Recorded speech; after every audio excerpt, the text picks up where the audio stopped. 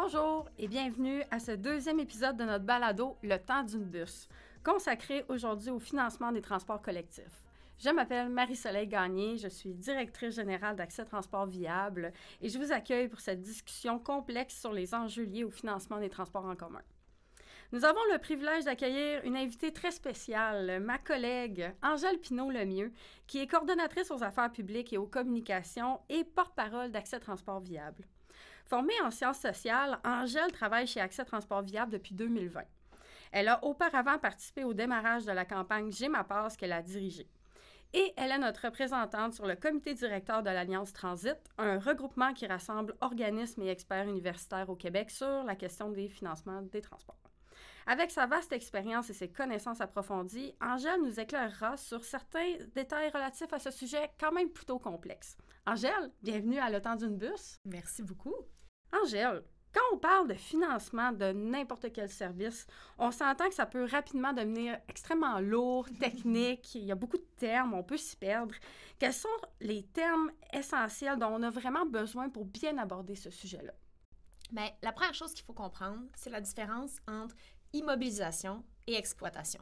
J'essaie de faire simple, là. Immobilisation, on est dans les nouvelles infrastructures, ce qu'on construit, ce qu'on bâtit, là, ce qu'on sort de terre, ce à quoi on pense là, quand on parle de projet de transport collectif. Le tramway de Québec, ici, c'est un bon exemple. C'est inscrit au plan québécois des infrastructures qu'on réactualise chaque année avec le budget. C'est une nouvelle infrastructure que l'on construit dans le but d'augmenter l'offre de services en transport en commun. Ça, c'est les immobilisations. Et de l'autre côté, il y a l'exploitation. L'exploitation, ben, c'est le fonctionnement quotidien de nos sociétés de transport, petites ou grandes. C'est nos chauffeurs d'autobus qui opèrent nos autobus, mais aussi les services comme à vélo, ici, le vélo partage du RTC, ou l'entretien de nos rames de métro à Montréal, ou ce genre de choses. On est vraiment dans ce qu'on appelle l'exploitation. Donc, deux types de dépenses plutôt différentes. OK. Et puis là, en ce moment, l'état actuel du financement des transports collectifs à Québec, au Québec, ça ressemble à quoi? Bien, tu le sais bien, si on se parle aujourd'hui, c'est que il y a une certaine forme de crise quand même dans le transport collectif, autant ici à Québec, à Lévis qu'au Québec.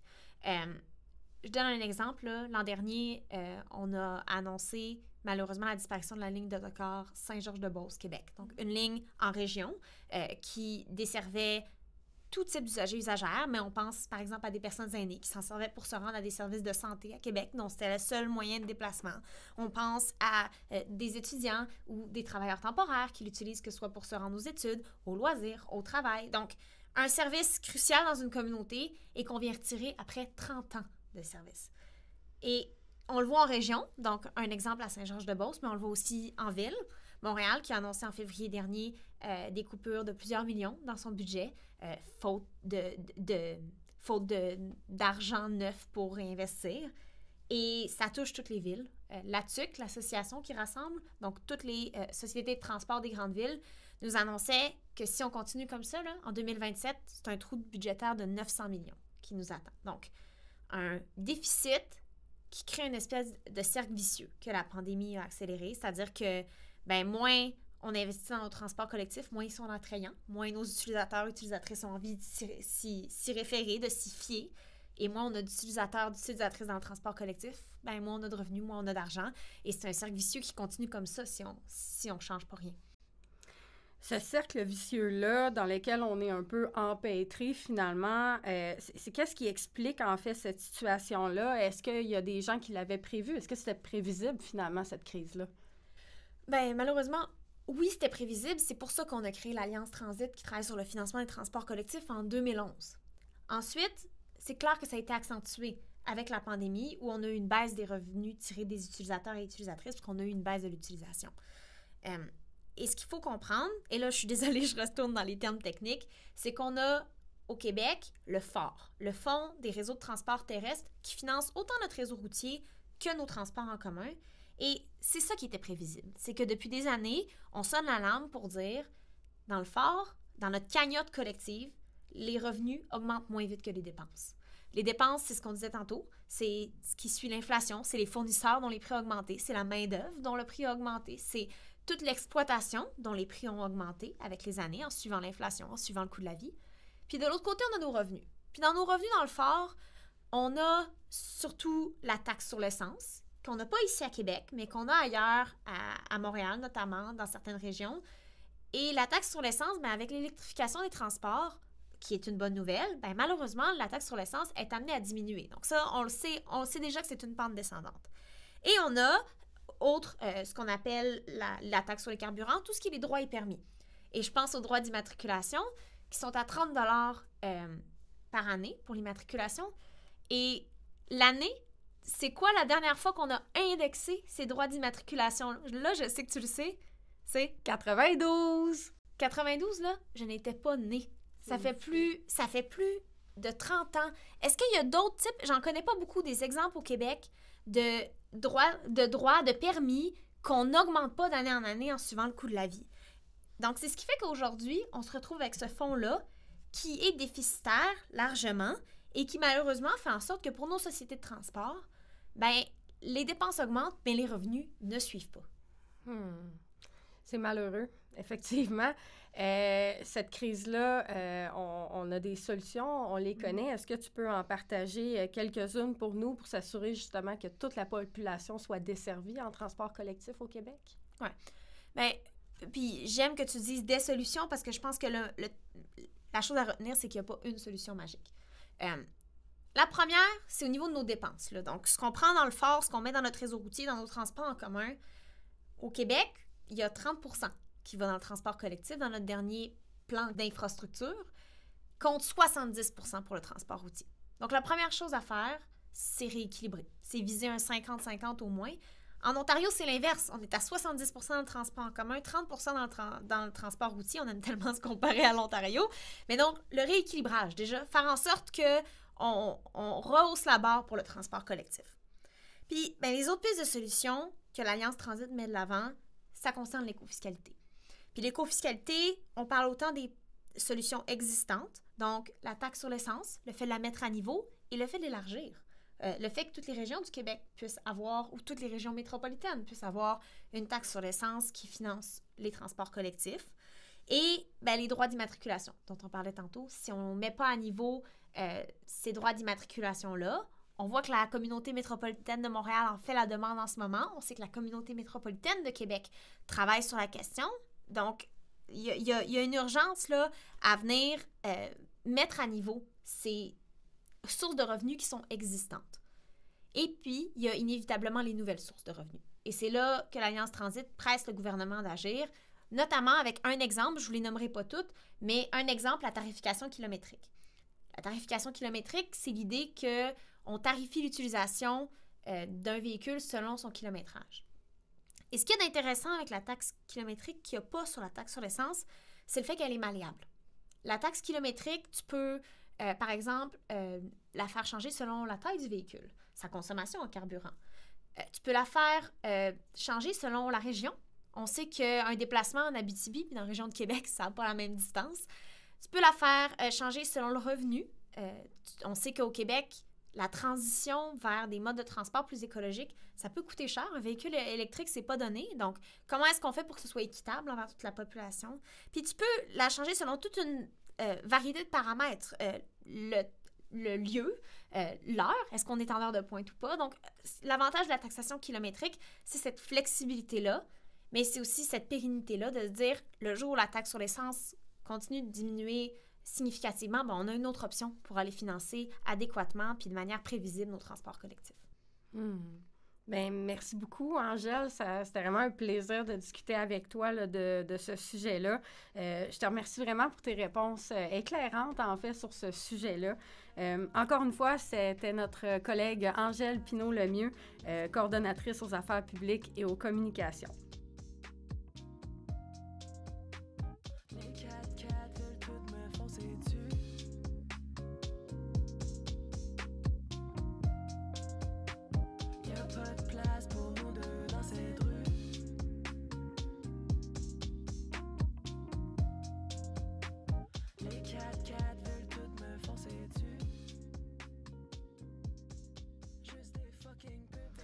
C'est maintenant le temps du segment de l'encyclopédie de l'équipe.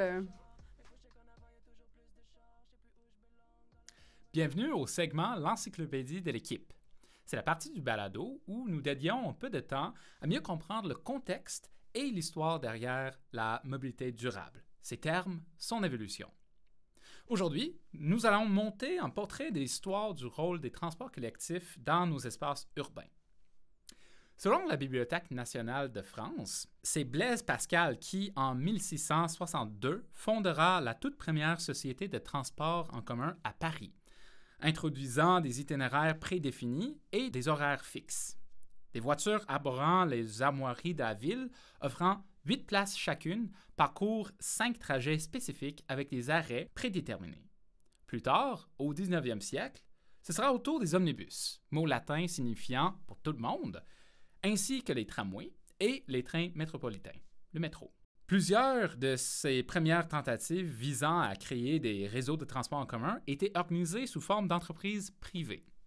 C'était le cas notamment du service de l'ancien tramway de Québec, actif de 1865 à 1948, dont la Compagnie du chemin de fer des rues de Québec s'occupe de l'exploitation et qui nécessite des profits afin de maintenir sa desserte. Cependant, au fil des années, l'influence du secteur public a considérablement augmenté. Aujourd'hui, les transports en commun sont de plus en plus perçus comme un service public. À titre d'exemple, à Québec, le réseau de transport de la capitale tel que nous le connaissons est né en 1969 sous le nom de la Commission de transport de la communauté urbaine de Québec. De nos jours, le RTC est gouverné par un conseil d'administration composé de 7 élus, 2 membres indépendants et 3 membres indépendants issus de la clientèle. Toutes ces personnes sont nommées par le Conseil d'agglomération de Québec.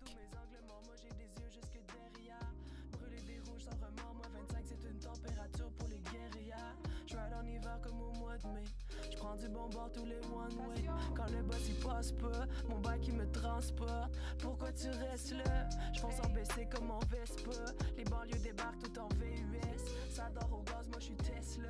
Ils ont vu les belles annonces à TQS. Je ride à 2 montagnes, je fais mon thing, ma cagoule va fuck. Allons maintenant rejoindre l'équipe de Femmes et Mobilité pour le segment Perspectives d'inclusion.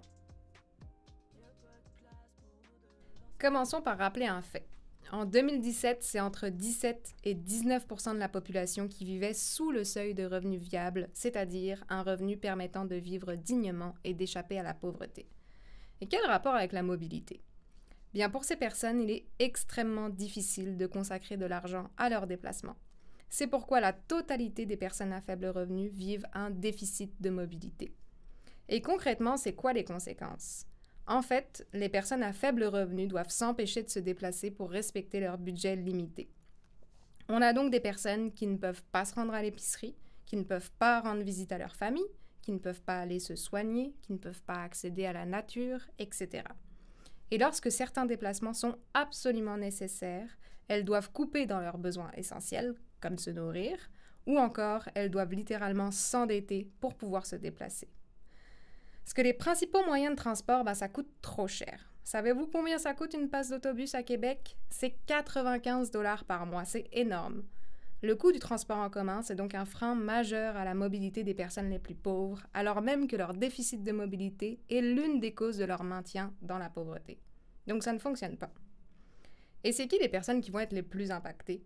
On constate en fait que les femmes, et en particulier les mères monoparentales, les femmes seules et les femmes en situation de précarité, vivent un plus grand déficit de mobilité. Pour rappel, l'équité salariale entre les femmes et les hommes n'est toujours pas acquise, puisqu'en 2018, le salaire horaire médian des femmes ne s'élevait qu'à 89 % de celui des hommes. Les femmes sont aussi moins nombreuses à occuper un emploi et sont plus nombreuses que les hommes à occuper des emplois à temps partiel, des emplois qui sont aussi précaires et non syndiqués. Pour toutes ces raisons, les femmes sont plus à risque de vivre une situation de précarité. Et ces inégalités économiques, elles vont se refléter dans les habitudes de mobilité. En raison de la précarité qui les touche disproportionnellement, les femmes sont plus nombreuses à ne pas avoir accès à une voiture, une réalité qui limite notamment leur capacité à se trouver un emploi bien payé et contribue à les maintenir dans le cycle de la pauvreté. Cette précarité, ça les rend aussi tributaires des autres moyens de transport, comme le transport en commun, dont elles sont la principale clientèle. On le rappelle, 58 % des personnes usagères du RTC sont des femmes. Le transport en commun, c'est donc un enjeu central dans leur vie quotidienne. Il est essentiel à leur autonomie, à leur intégration au marché du travail et à leur qualité de vie en général. Quand je pars, moi j'ai pas d'horaire. Transport assez honorable. Pas de gaz dans mes honoraires. Prends le bus, c'était monogame. Moi, il faut que je pars. J'ai pas le temps, bye man. Faut que j'aille sur une blind date. Moi, il faut être minded. Mes fesses, ils sont C'est ce qui conclut l'épisode d'aujourd'hui sur le financement des transports collectifs, en espérant que vous en avez appris davantage et que vous avez apprécié d'en apprendre plus sur le sujet. Grand merci à Angèle Pineau-Lemieux d'avoir été des nôtres aujourd'hui et à l'équipe de Femmes et Mobilité d'avoir partagé leur expertise. Ne manquez pas notre prochain épisode. Merci beaucoup et au revoir. Les dos dans les pick-up et se bidon. J'haïs les autos, je suis Lady Di. Je patrouille en vélo le périmètre. J'essayais de prendre des puffs d'air, mais ton muffler, il me réitère. Y'a pas de place pour nous deux dans cette rue.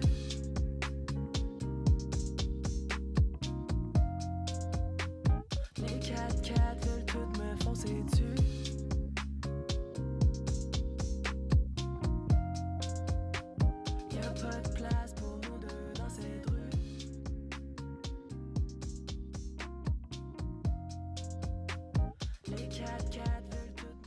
Le temps d'une bus est une production d'Accès Transport Viable, un organisme à but non lucratif ayant pour mission de défendre les droits des utilisatrices et utilisateurs des transports collectifs et actifs, ainsi que de promouvoir la mobilité durable dans les régions de la Capitale-Nationale et de la Chaudière-Appalaches. Animatrice, Marie-Soleil Gagné. Productrice exécutive, Angèle Pineau-Lemieux.